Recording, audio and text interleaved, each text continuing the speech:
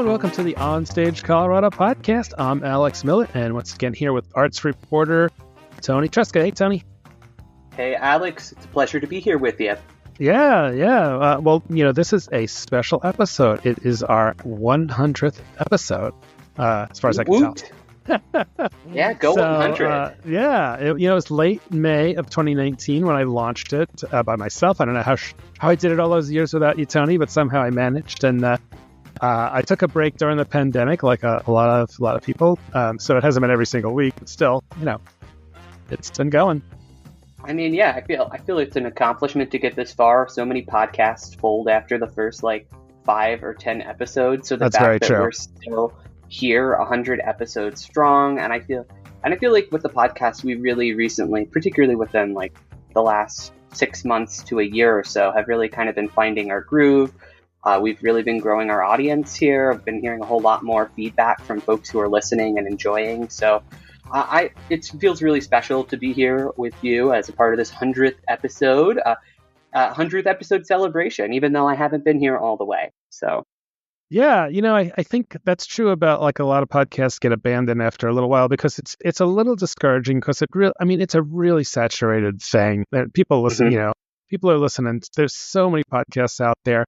But if you stick to it, it's a slow, unless you've got an enormous marketing budget or something or you're a really famous person. I noticed Jon Stewart's new podcast is already in the top 5 comedy podcasts. It's wow.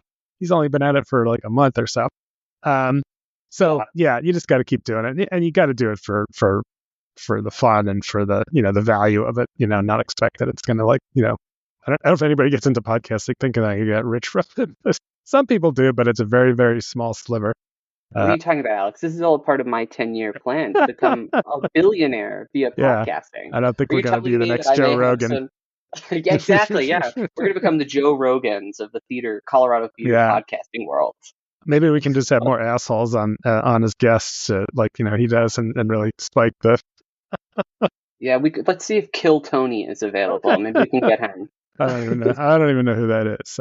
So to be honest, I'm not even 100% sure this is the 100th episode since I changed podcast host platforms once or twice, and the counts seem a bit off, but suffice to say, it's either the 100th episode or pretty damn close. So in addition to all the celebrations going on around the globe to mark the occasion of the OnStage Colorado 100th episode, I thought it'd be fun to check back with the person who was our very, very first guest on the podcast, Missy Moore. So we will have that interview coming up in a little bit.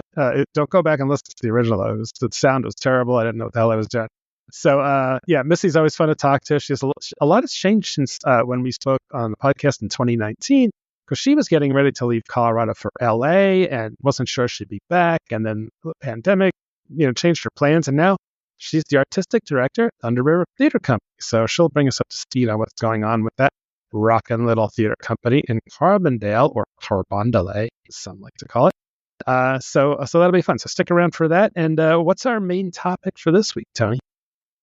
Yeah, this week we are talking Shakespeare, or should I say alternative Shakespeare, to be a bit more specific. We're not just talking the Bard. You can go listen to your local English professor to get updates on that and hear more about the history.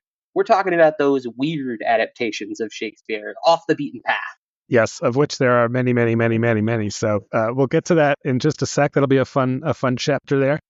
So as usual, we'll look at shows that we've seen, shows we're going to see, shows you should see, shows maybe you shouldn't see. And later on, we'll get into our Colorado headliners, our weekly top 10 roundup of shows that float our boat or that we think might float yours. So this weekend, you were sick, Toni. You were down for the count. So you had a holiday. You had a theater holiday this week and you did not see anything. Yeah, I get my Labor Day relaxation came early. Via being forced because I was very, very sick. I was at the journalism conference that was going on this week over in Thornton, and after the first day, I just became violently ill, which seemed to be the universe telling me I needed to take a break, no activities, and so I stayed in this entire weekend. All right. Well, I was going to say maybe it was the rubber chicken, but you're a pescatarian, so who knows?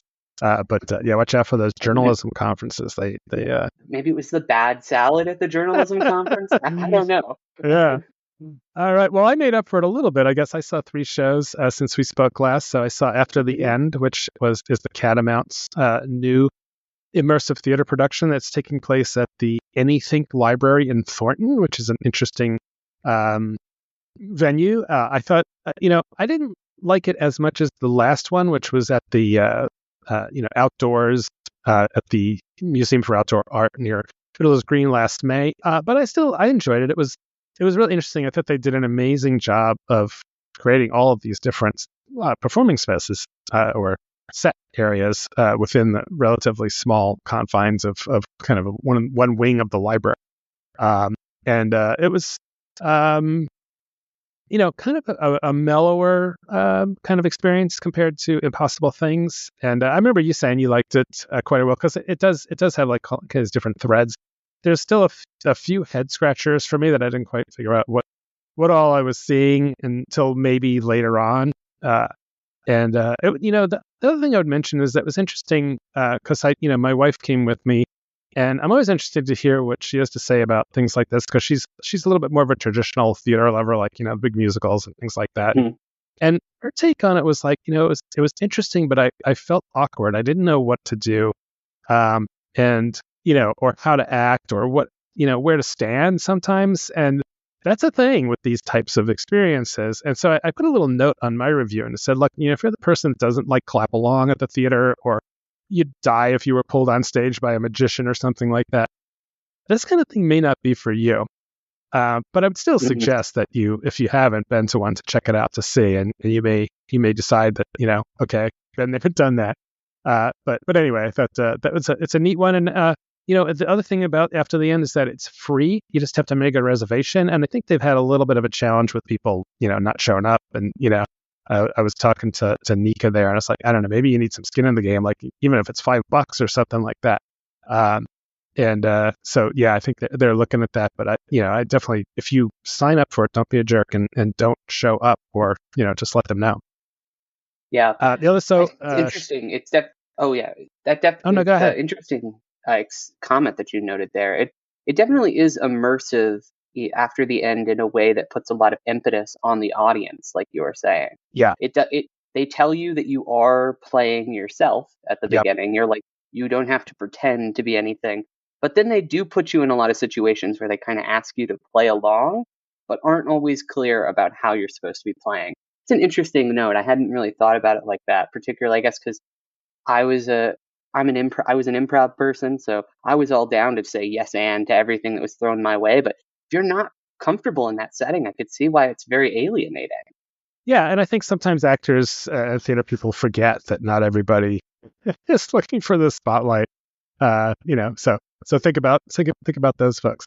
The other one I saw was Circular, which is a new play by the Denver Theater Ensemble, which is also a new company, or new-ish. I think they've done one or two other things.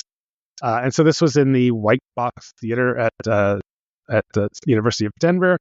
And it's a two-hander. It's the big focus on AI and deep fakes and kind of like the weird world that we live in now, where things aren't always as they seem, and these two people who are kind of on both sides of several different kind of interlocking stories that kind of the playwright did an interesting job kind of pulling them all together towards the end. So it wasn't I wasn't like blown away or anything like that, but I thought it was decent. And it's kind of almost like a one act. It was only a little over an hour, and without an intermission. So. And then the other one I saw went up to Boulder yesterday, which was a huge pain in the ass. Oh my God, I-25, I hate your guts.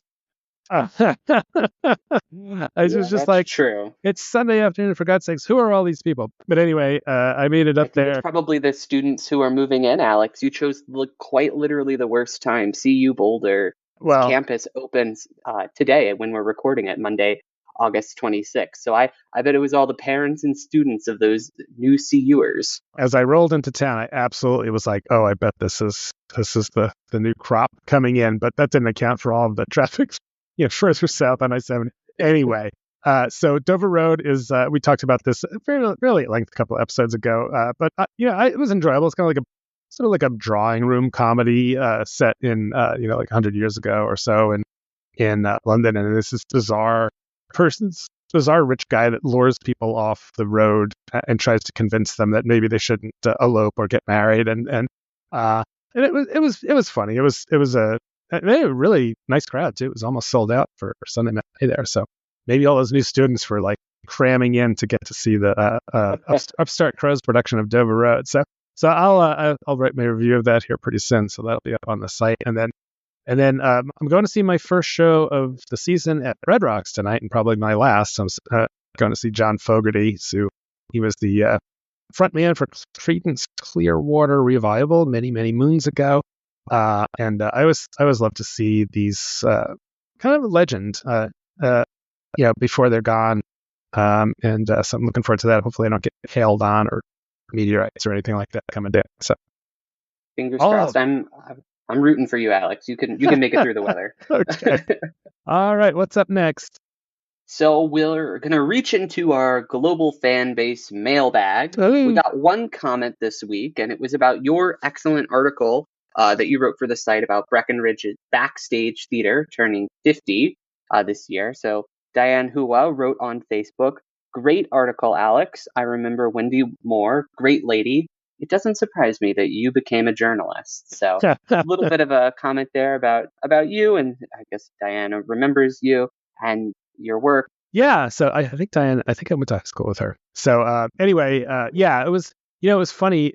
I don't often write big feature stories, and if there's been times in my journalism career where I certainly have, and this one took me like a couple of weeks to like kind of, I don't know, psych myself out to, because I had like 3 or 4 different interviews to pull together, and it's a challenging type of writing, and I kind of settled on the idea of just kind of more of a chronological approach because it seemed to make sense. So, but yeah, I was very involved in the backstage back in the day, so I'm a little biased in that respect, but I will wear that proudly.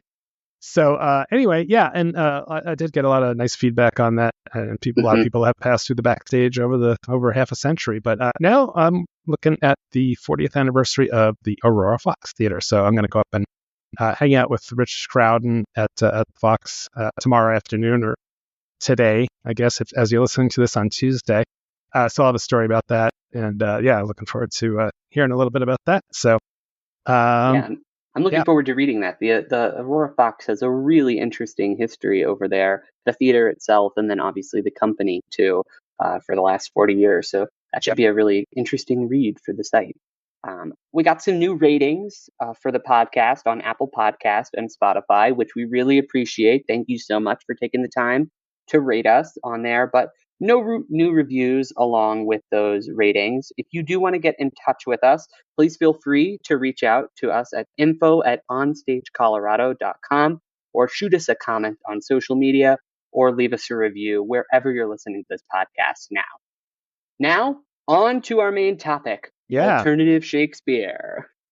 Yeah, you and I were both in the complete works of William Shakespeare Abridged, which was definitely one of many in a long line where they covered all of the histories with one rap song, as I recall, all the histories were a football game. Yeah, the rap song was Othello, and so that was one thing, but there's a whole lot more.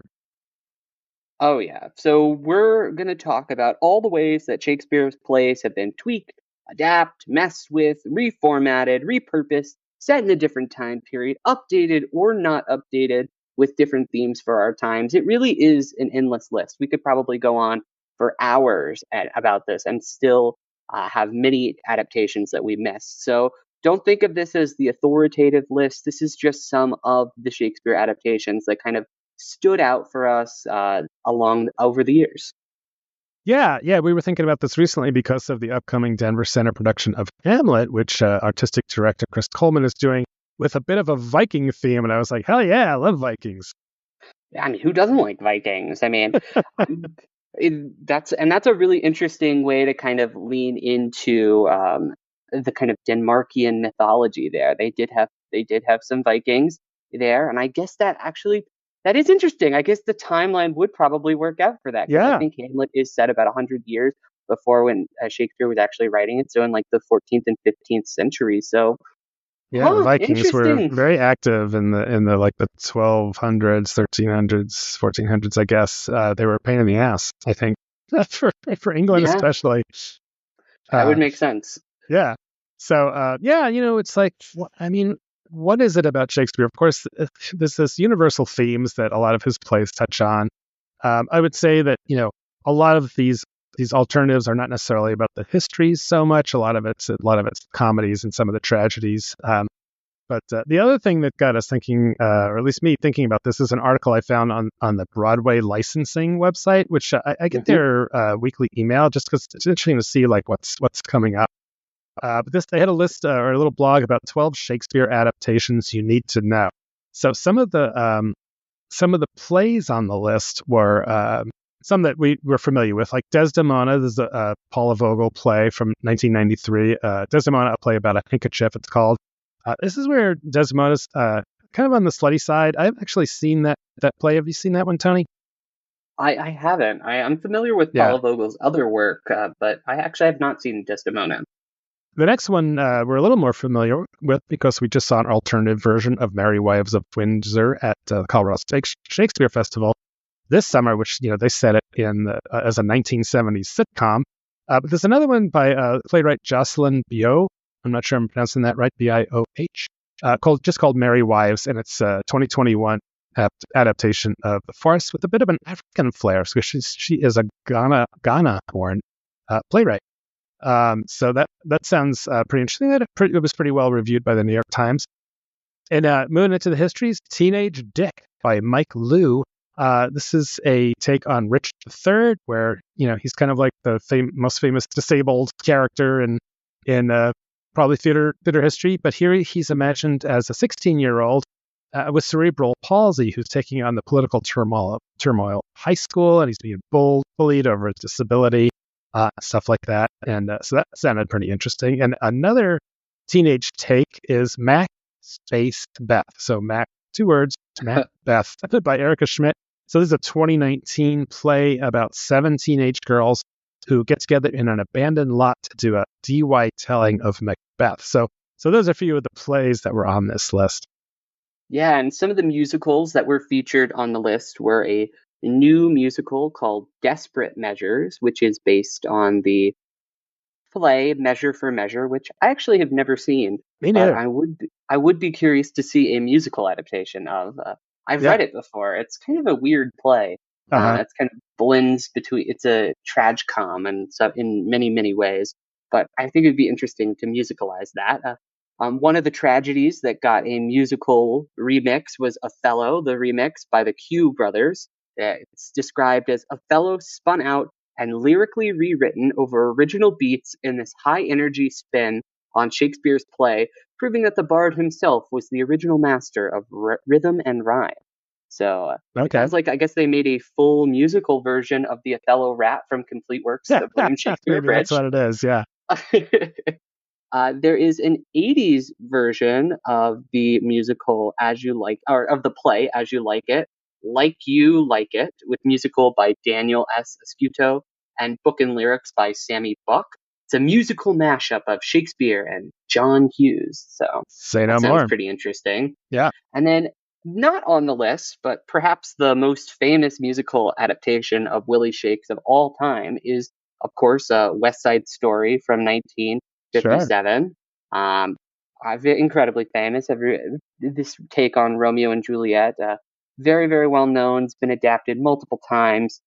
Most recently, Spielberg even took a crack at it a couple years ago. So that one's definitely been around for a while. But there's also a bunch of other prominent Broadway musicals that use Shakespeare as their inspiration, like Kiss Me, Kate, which was inspired by Taming of the Shrew, All Shook Up, which is inspired by Twelfth Night. And we just saw that production here in Colorado recently by Town Hall Arts Center.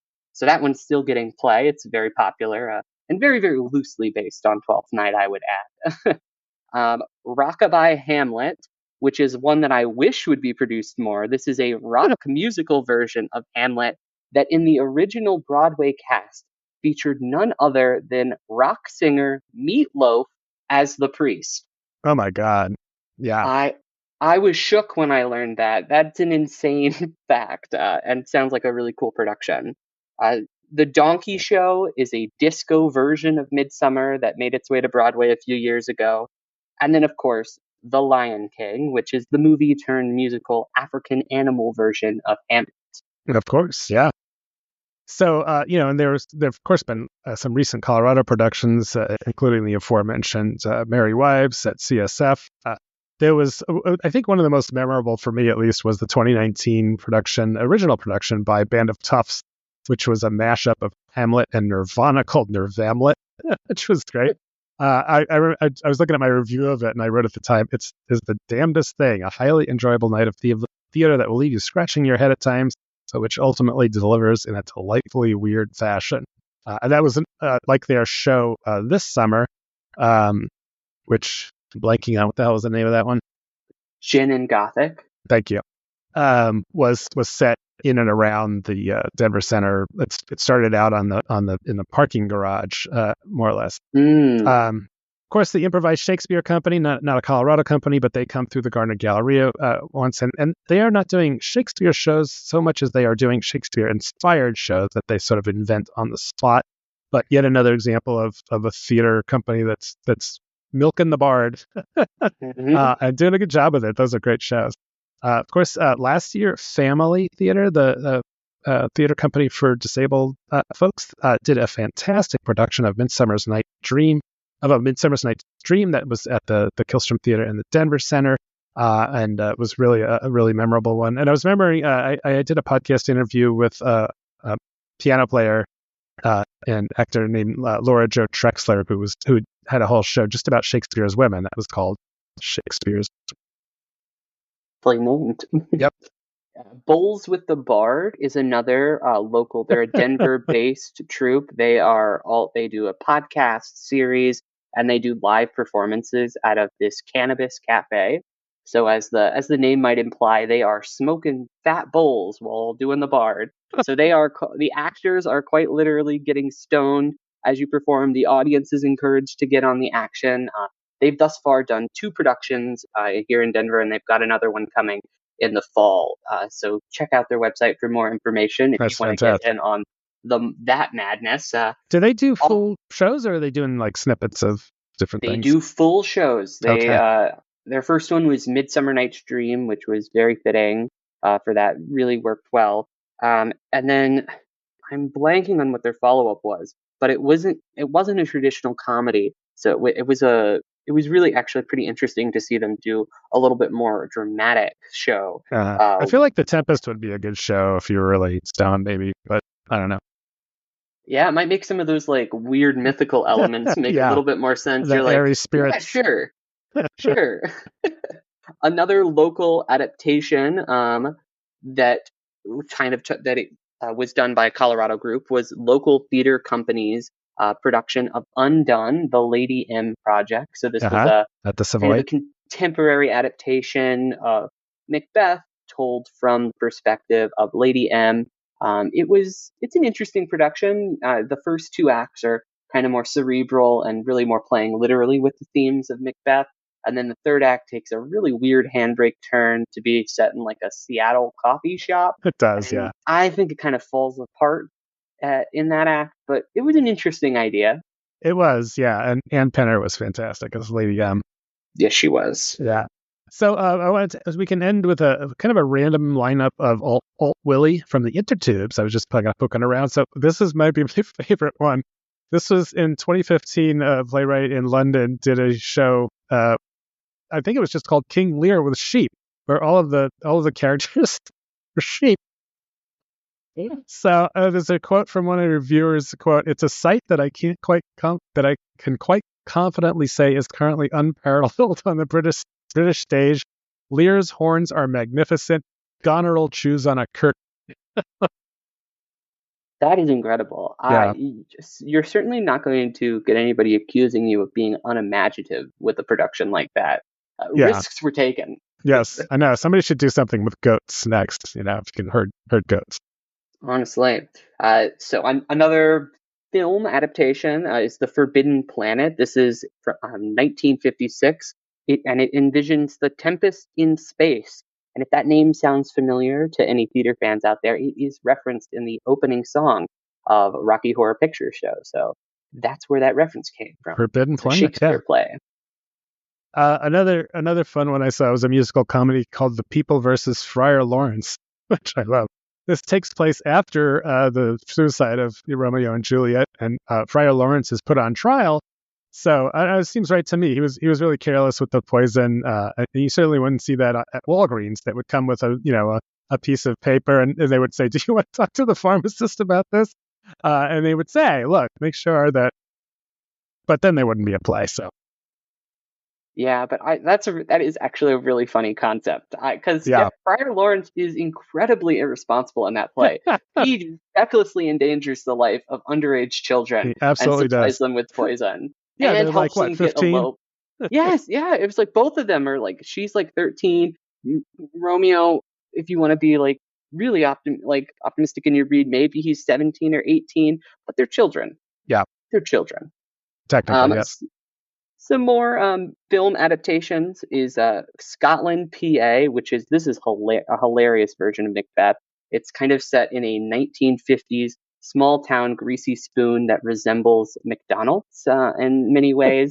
And so it's a kind of a take set on Macbeth that imagines the power dynamic within a restaurant. And it's really, really well done, really weird, just a lot of fun.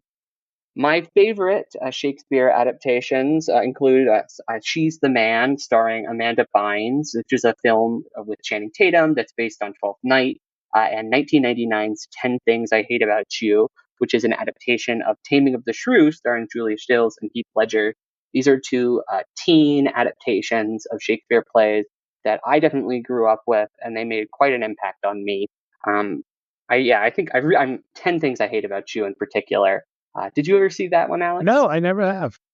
Oh, it's so well done. It's very, very loosely based on Taming of the Shrew, but I think it really actually pretty brilliantly modernizes that play, which often gets accused of being incredibly dated and out of touch.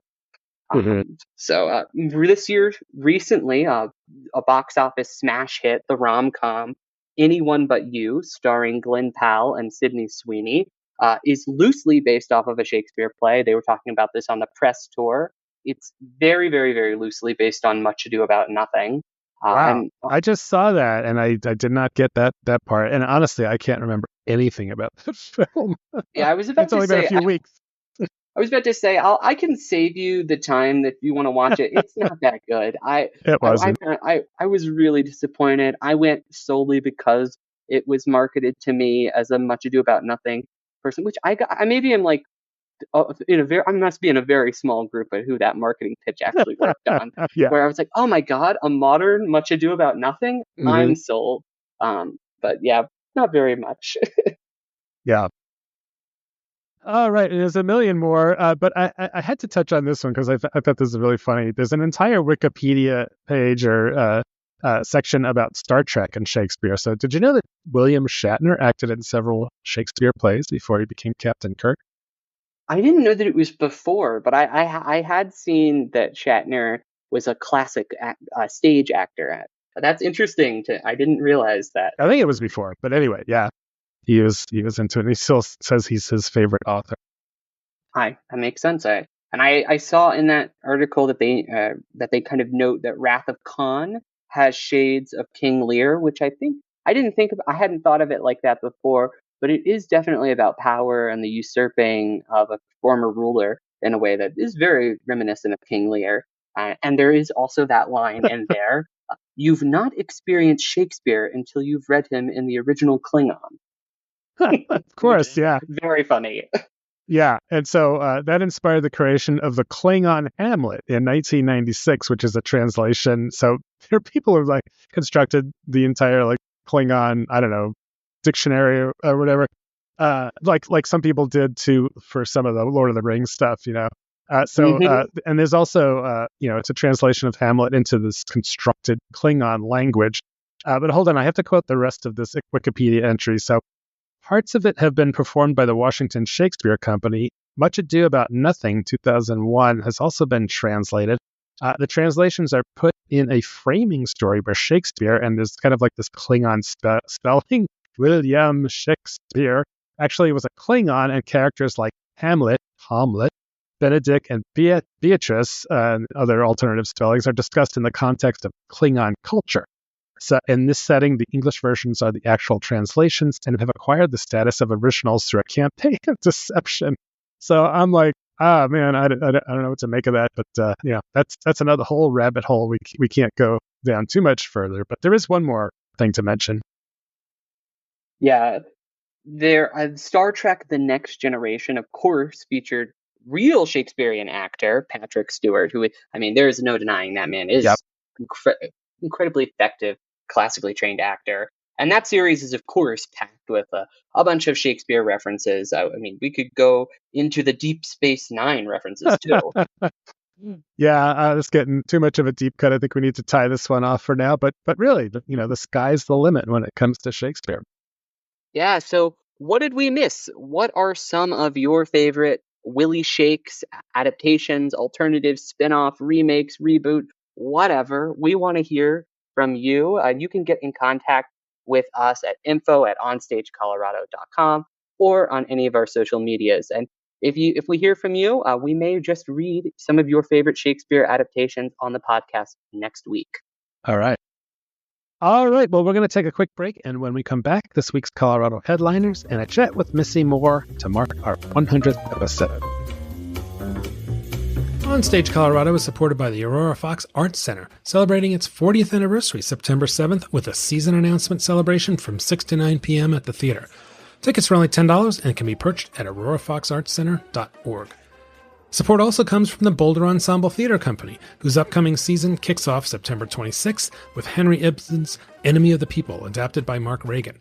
The show runs through October 13th at the Denver Savoy, and then again November 8th through 17th at the Dairy Center in Boulder. Tickets at betc.org.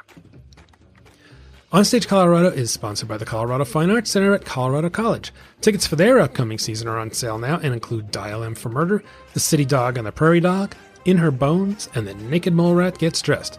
More at fac.colorado.college.edu. We're also sponsored by the Arvada Center, whose new season starts with the musical Waitress. Based on the 2000 film by the same name, Waitress features original music and lyrics by Grammy-winning musician Sarah Bareilles and a book by Jesse Nelson. This delicious musical celebrates the power of friendship and chosen family, following your dreams and the joy of a perfect pie. Tickets at arvadacenter.org. Okay, we're back. And since we're now ready to let loose with Colorado headliners as we jam into September. Yeah. In honor of our 100th episode anniversary, I also figured I'd pick an event that's been around for a little while. It's celebrating an anniversary. The 21st annual Sanssouci Festival of Dance Cinema, going on in Boulder, is happening August 30th through September 1st at the Museum of Boulder. So dance cinema is something I actually had never heard about until I started researching this festival for a piece I'm working on for Boulder Weekly. But it's an art form that combines dance and filmography to create a visual narrative in which the choreography and cinematography both play equal roles. And this event's been going on for 21 years. It features screenings of dance cinema films from around the world, live performances, and virtual reality dance experiences that you can do, which I was like, whoa, what? That sounds interesting. That does sound interesting. That sounds like a lot of fun.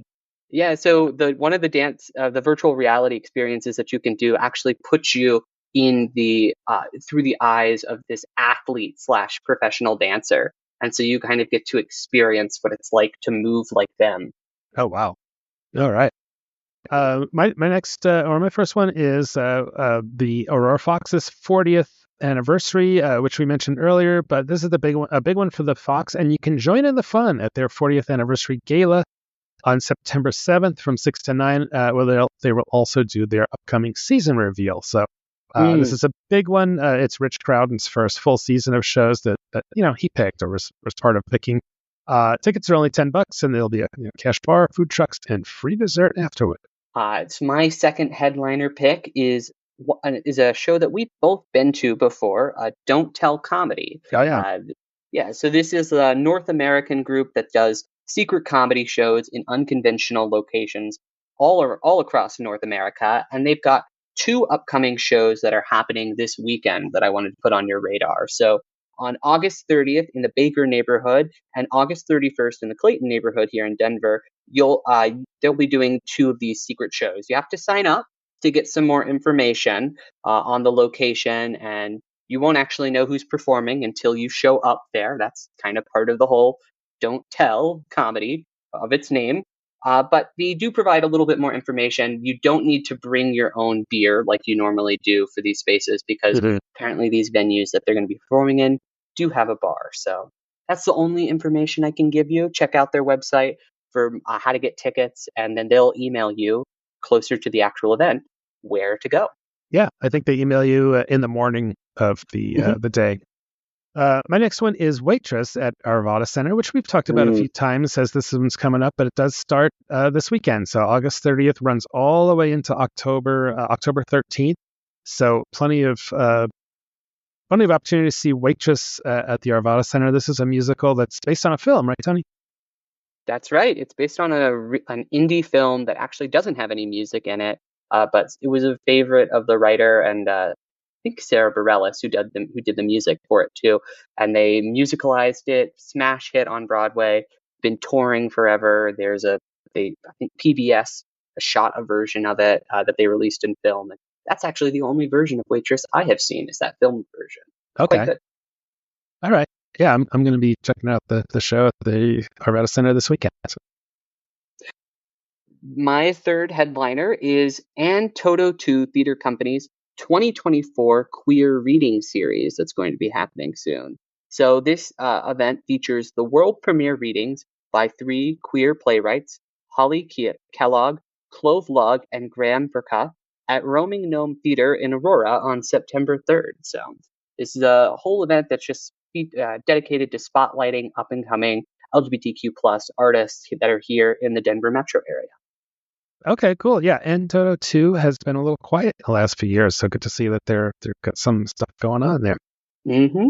Next one I wanted to mention is a little bit of pulled out of a hat.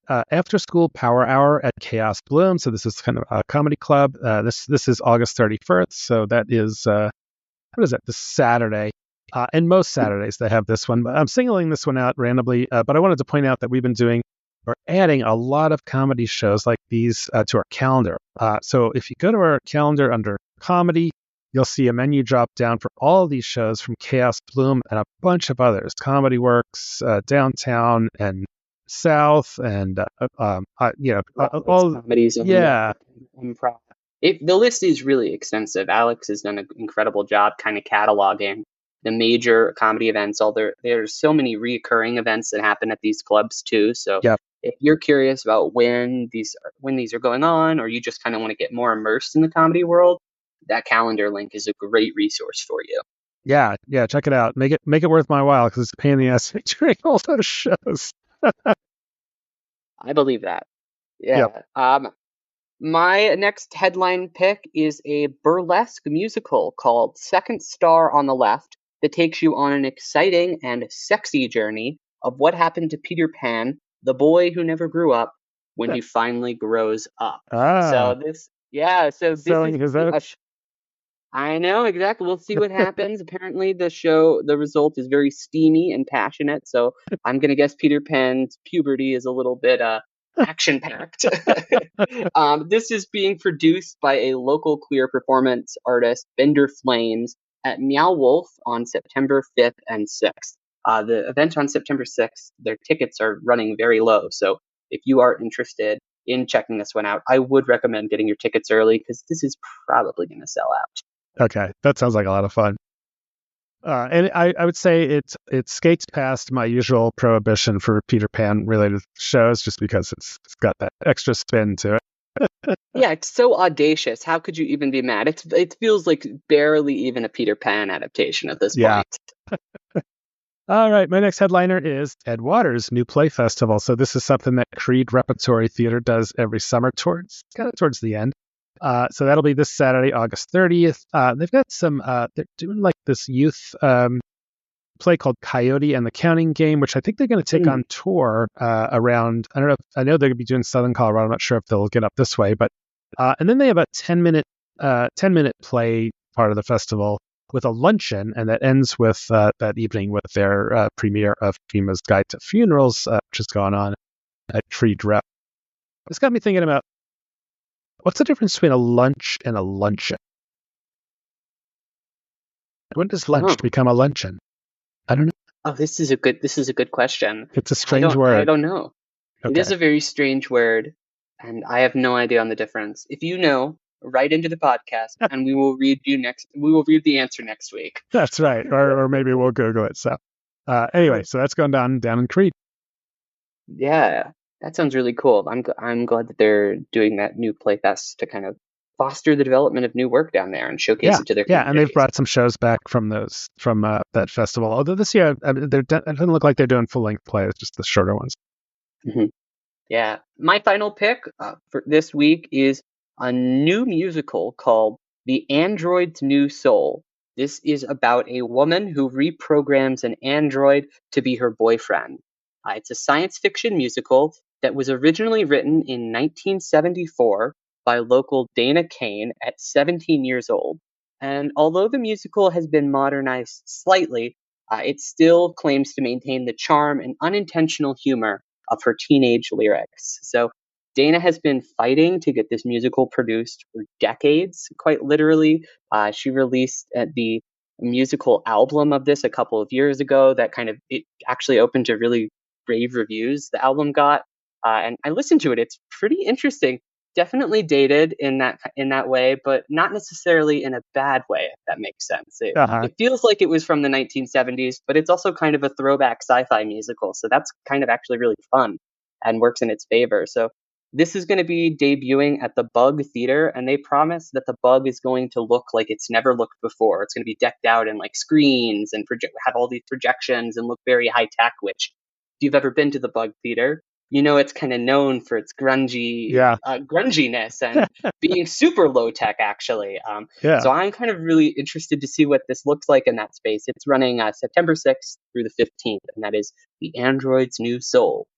That's funny. If you sit on something long enough, the technology may catch up with you, and especially in the sci-fi world, because now you can get a AI boyfriend or girlfriend or companion or. That's right.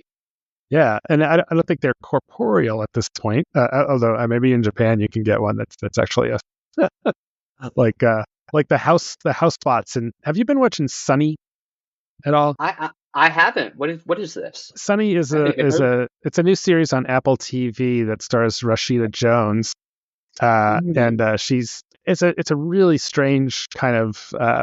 I won't get into it, but anyway, it has to do with Sunny is a robot that like lives with her. That's kind of is like a house robot, and there's this whole mystery. It's an interesting show. It's weird too, and it's a lot of people know Rashida Jones from kind of I don't know, sweet Polly purebred type roles like in The Office and Parks and Rec. Parks and Rec, yeah. And here she's got it's kind of a really dark comedy, and she's kind of a jerk. So if you can imagine, Rashida Jones is a jerk. Check out Sunny on TV.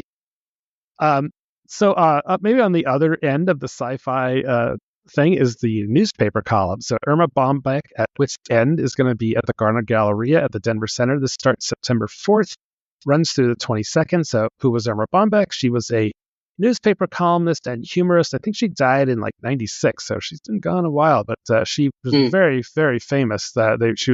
She was called The Woman Who Made Women Laugh, and this is a biographical show. One-hander, I think she wrote like over 4,000 columns and 15 books about suburban. Yeah, 4,000 columns is a lot.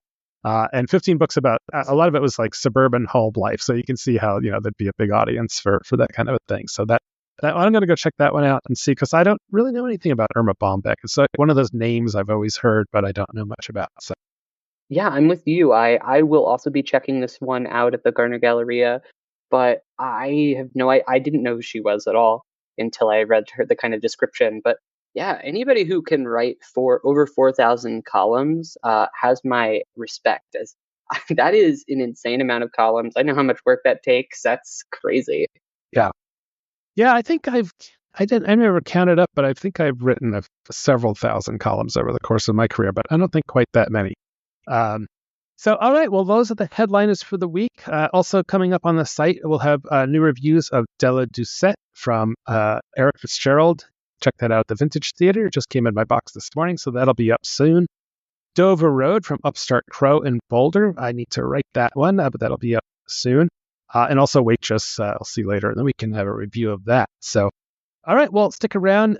We'll be back on the other side of my interview with Missy Moore from Thunder River Theater Company.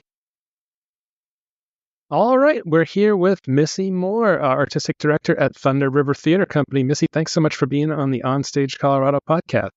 Thank you so much for having me, Alex.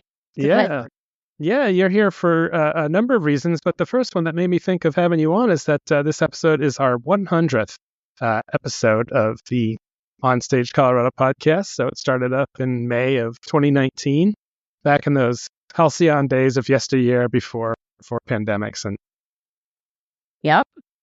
Yeah, and I was listening to I was listening to it a little bit, and it's like the sound was really bad, and I sounded like a dork, and you sounded fine, but I think it's gotten a little more professional sounding since we started out, and but it's been a lot of fun, and now I do it with Toni Tresca most weeks, and but I wanted to talk about so at that time, so that was late May of 2019, and you were getting ready to leave Colorado to go work with your sister, the choreographer Mandy Moore. So what happened? How did you end up back here in Colorado?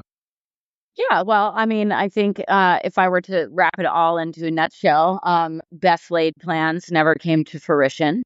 And I realized shortly after moving to Los Angeles that that particular city and vibe really was not for me. And then global pandemic happened. So that. Yeah. Yeah. So that definitely helped to, just steer my life back to Colorado. I realized that I needed to leave Colorado to actually really fully realize how much I appreciated it and missed it. The one thing that I did recognize and understand is I had a wonderful almost 20 years in Denver, and I didn't want to go back to Denver. I feel like I had already done that. So, yeah, I moved to the Roaring Fork Valley, lived in Glenwood Springs, and shortly after I moved here, the opportunity to apply to be the artistic director of Thunder River Theater Company happened, and now I'm going into my 4th season. That's amazing. So that was, 2020, 2021? 2020, yeah. 2020. So, okay. So this was your first artistic director gig, right? But you're an accomplished actor and director, but you'd also done some program stuff before, management of some things, right?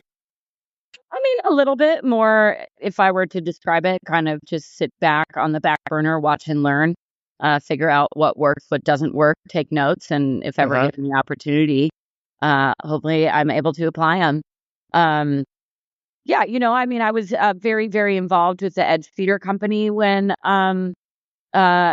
they were really thriving in Denver in the Lakewood area. And I was fast friends with Rick and Patty Econis. So we certainly talked a lot about, future programming and what are the sort of plays that intrigue their audiences and entice new theater patrons. But yeah, I mean, a lot of what I've learned to do, I think, is watching my mom and dad run the backstage theater and applying myself as a freelance actor, director, choreographer, theater educator, and a lot of faking it until I make it. I was going to ask you, yeah. So what was some of the learning curve things that maybe were there some things you were like, holy shit, I didn't know I had to do this or things like that? Yeah, at the end of the day, theater is really fun to create, but it's also a business. And to really recognize and understand that element of the craft was a really big learning curve for me. Luckily, when I was living in Los Angeles, I did work for Block Talent Agency. And so I learned a lot of the business side of what the entertainment industry does. So I learned a lot about contracts and verbiage in regards to contracts and what a pay scale is, and a lot about the Actors Equity Union. And again, it's just, I learned as I went. I read a lot. I did a lot of research. I figured that worked, that didn't work. Yeah. So. Yeah, well, it seems, I mean, empirically, just by judging the number of Henry Awards that the theater's won in the last few years, including a couple more this year, you've been doing some good things. But I really think that the mix of shows you've been doing is, it's a little more daring than some, a lot of small theaters, especially ones in I don't know, would you call Carbondale a resort area? I mean, I guess it is. It's kind of a bedroom community to Aspen in some ways, but still probably a fair amount of tourists coming through there. But what was your has the type of programming that you're doing now changed much from when you started? I mean, you just did kind of a risky bet with Endgame this season, a Samuel Beckett play that maybe some might think is not that approachable. So I don't know. How do you think about what you're going to put on stage? Well, I think it's a culmination of both. Historically, I don't want to push Thunder River Theater patrons away that have supported the theater before my arrival. I would say under Lon Winston and Corey Simpson's vision and guidance of Thunder River Theater Company, they really honored a lot of the classics and a lot of the American classics. I think one of the things that I love the most about Thunder River Theater Company and its location in Carbondale is, at the end of the day, we're not saturated. There's Cedar Aspen up in Aspen, and they historically do summer seasons. We usually don't produce in the summer. They have a tendency to produce one play and 2 full-length musicals. And then there's Tresca, which is the arts campus at Willits in Basalt, which really does a full culmination between stand-up comedy, events for the community, music. Then there's Thunder River Theater Company, and then there's the Glenwood Vaudeville. And I do know that Defiance Community Theater is going to be starting to generate some programming here within the year. But my biggest golden nugget is we're not saturated. So what I have the ability to offer and produce is unlike anything else that is being offered and produced in the Valley.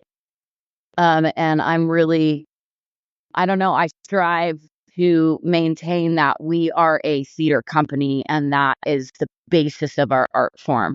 I would love to, at some point, to produce a musical or two.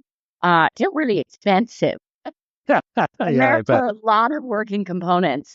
So just in the last couple of years, if there's some things that I've done to set myself apart as an artistic director from previous creatives that helmed Thunder River Theater Company, is I am a woman, and I want women's stories and women's voices to be at the forefront. Yes, Endgame is not that. But in my first 3 seasons as the artistic director here, I have produced a show that has an all cast of women. Started with Men on Boats, and then I produced Hurricane Diane. My second year, we closed out our season this year with POTUS, or Behind Every Great Dumbass, or 7 women trying to keep them alive. So I'm also really trying to challenge my audiences with new plays, newer, relevant plays. But I also want to tick that box of classic work. And that's why I chose Endgame. It is a play that, as a creative, I've always been very drawn to, really just because of the logistics of the piece. Let's go ahead and put 75-year-old actors in trash cans. And how do we do that safely and effectively? And the really cool thing about Thunder River is it is a 99-seat black box theater that has 2 trap doors and a hydraulic lift that goes to the basement. So I've got a lot of little tricks that are built into that theater that I can utilize to help me realize those shows. That's great. Well, so you have a great space there that the theater was built around 2005, and it's completely paid for, which is an unbelievable luxury that many theaters don't have, where you don't have to worry about that. Does that influence your programming at all? You don't have to worry so much about filling every seat, or you still want to do that anyway? No, I definitely want to do that. I mean, obviously selling out a 3-weekend run is huge. As most theater companies know, you don't make money back on even if you sell out a run of a show. You pretty much break even. Yeah. Yeah, I mean, to have the fact that the theater company is ours and that we actually own the building is major. But we are a growing entity. So the other trick and challenge is, how do we grow with the times and how do we stay relevant? So hopefully in the next couple of years, we'll be springing into a capital campaign to hopefully expand the theater. And the biggest wish with that is to build a scene shop the size of the black box, which means that we don't have to take our build out into the black box, which then miraculously opens almost 4 months of programming for me, which means, that I can actually start generating programming not only through Thunder River Theater Company, but other local non-for-profit organizations that can rent the space, that we will have the doors open to that theater almost every weekend throughout the year. That's interesting. So when you look at Thunder River, the building itself, it's sort of set apart. It's on its own big lot, plenty of parking. So if you're going to expand it, do you actually have to expand the building itself, or is it just reconfiguring things? No, it would actually be hopefully doing a large enough capital campaign to purchase the north side, the north lot, north of the building, close to the rec center.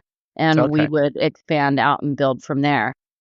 Interesting thing is the ground was broken with an agreement to have Thunder River Theater Company kind of be at the center of this whole artist promenade. And then over time, the developers pulled, and that development actually never came to fruition. So we're just like this big pink box, settled in the center of a dirt parking lot. But the town is once again wanting to reimagine what all of the space around the theater looks like, and does that actually end up being the hub of the creative district? And that's years and years and years in the making. And who knows, I might not even be with the theater company by the time that it's completely fully realized. But if I can be at the ground level in the grassroots movement, I find that to be a very exciting possibility. That is exciting. Yeah, I had no idea that was in the works. But, and thinking about the theater today, though, what's the talent pool like there in Thunder River? And I know you sometimes bring actors down from the Front Range, but what kind of local talent do you have? That's amazing. It's rich and vibrant, and we get a lot of. I don't know if you've ever heard of the Crystal Palace, which kind of had its heyday in Aspen, which was like a really musical review piano bar place, and a lot of those actors actually stuck around in the Valley because they fell in love with the Valley. I mean, this place is gorgeous. So a lot of those people have stuck around. I've started to really branch out to some of the talent in Grand Junction and Mesa State. And, luckily I maintained a lot of my relationships with actors and directors and creatives in Denver. And I would say if I outsourced from Denver the most, it's actually on the design side and the production side.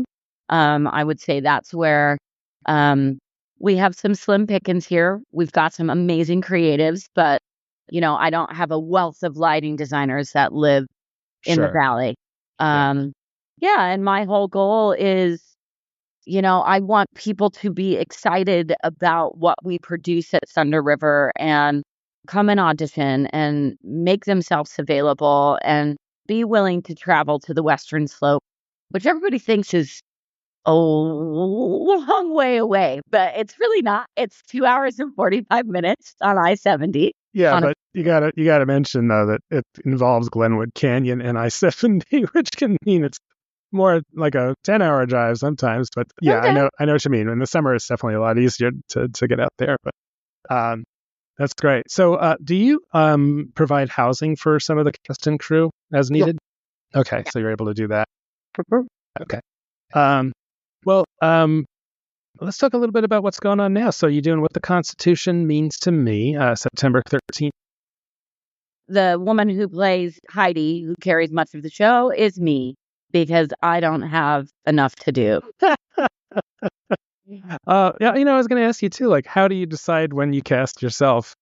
What makes that decision work for you? Yeah, this is actually the first show that I've cast myself in.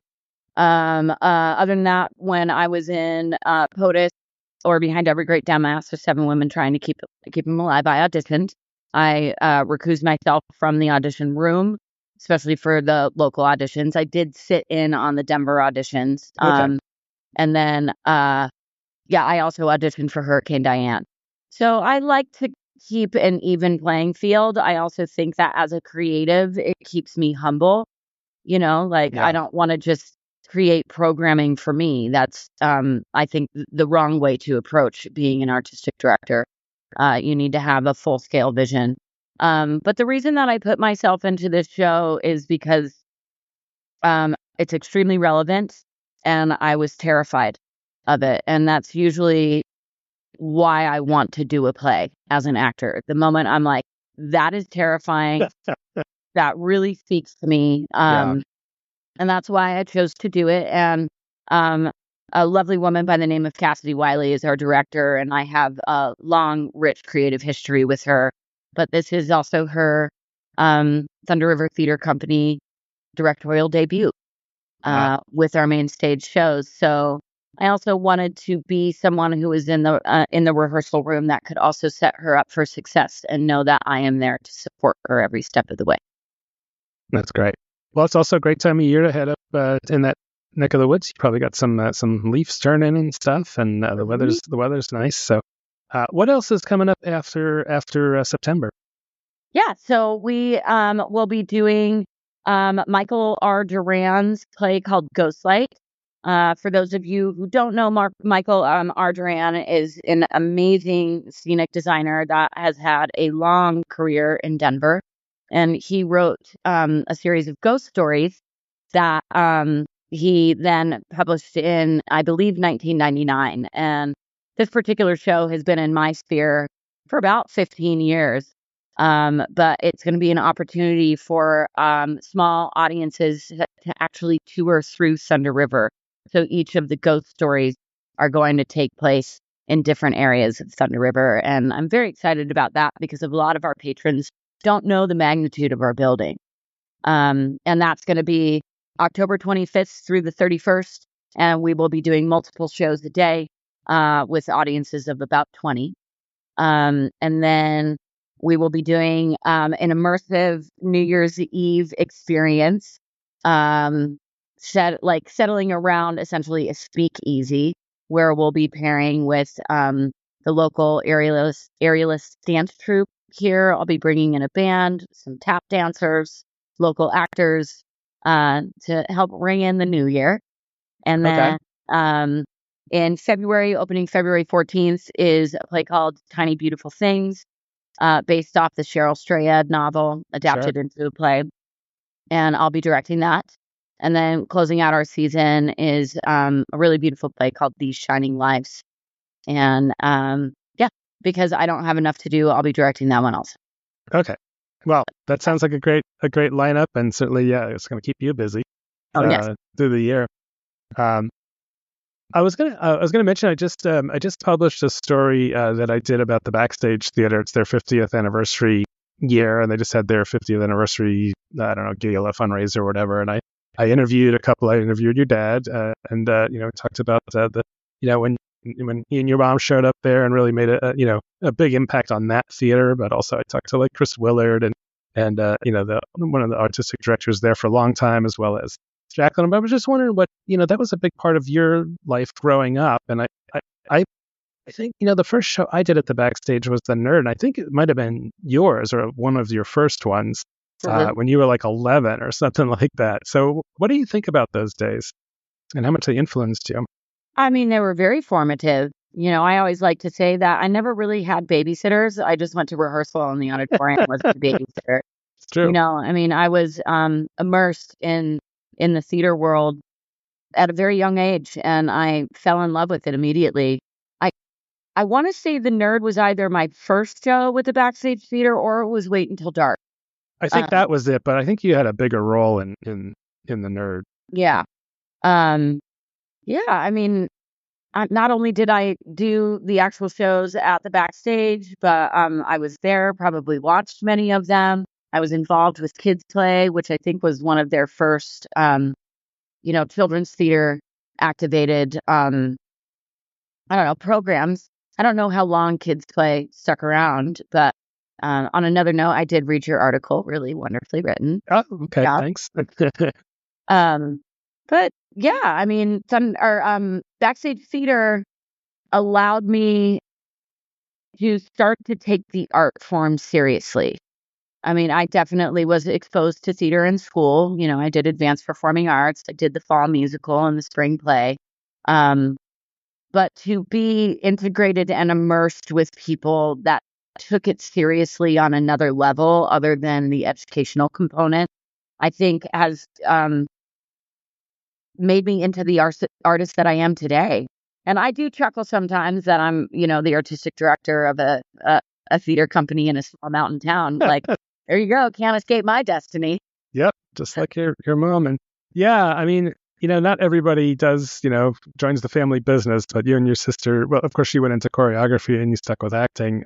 It's not easy or not hard to see that the apple didn't fall far from the tree, and your parents really, bestowed that love of performance in you. So it's wonderful that you've come kind of full circle, and now you've got your own theater company that you're helming. So it's great. So what the Constitution means to me is coming up September 13th through 29th, and all kinds of good stuff going on at Thunder River. Suggest you try and get out there. It's a great program in a really cool town that is a special part of the world, I would say. Come and visit me. I mean, really, my whole MO is I'm just going to try to get all of my favorite creatives to fall in love with Thunder River Theater Company and relocate to the Western Slope. It might take me a couple of years, but that's my goal. All right. Well, Missy Moore, thanks so much for being the first and 100th guest on the OnStage Colorado podcast, and best of luck and break legs with the upcoming season. Thank you so much, Alex. And as always, it's so lovely chatting with you, my friend. Okay, thanks, Missy.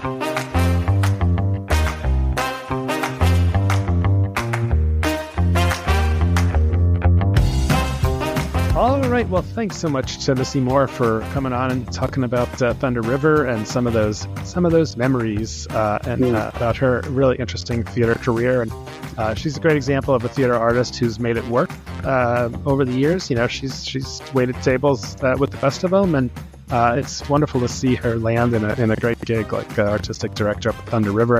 And of course, her dad, her dad, Bob Moore, lives literally. He can look out his window and see the theater, and so he's getting to do some shows with Missy as well, which he really loves. So next week we will have an interview with Aisha Ahmad Post. She is the executive director at the Newman Center, and she has a really interesting resume. But I was really interested to talk to her because the Newman Center Presents program, it's starting up here very very soon.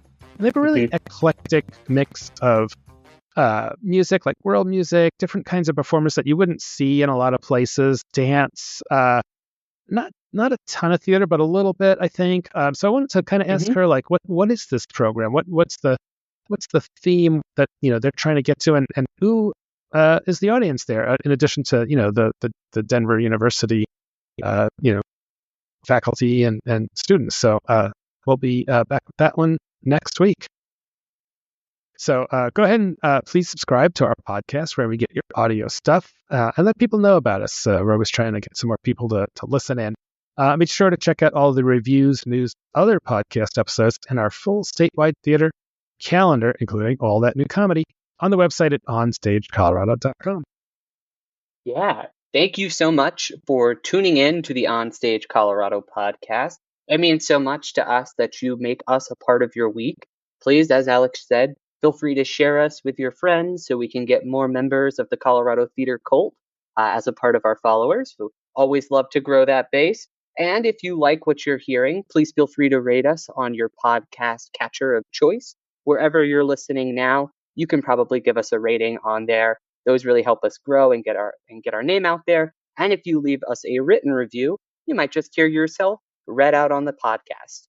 As always, if you want to get in touch with us, you can reach out to us at info@onstagecolorado.com or shoot either of us a comment on social media. I like that. Podcast catcher. Yeah, I heard somebody else say that on an Australian podcast I listened to, the Weekly Planet podcast, and I was like, ooh, I am stealing that phrase. Podcast catcher. It's interesting. I was looking at the statistics for our podcast, and like over half of the listens come through Apple Podcasts. That seems to be just the dominant one, but Spotify is kind of a second place. And then there's a bunch of other little ones that some people use that have some of the other ones. So, all right. Well, I'm Alex Miller. And I'm Toni Tresca. Thank you so much for listening, and we'll see you at the show. Yeah.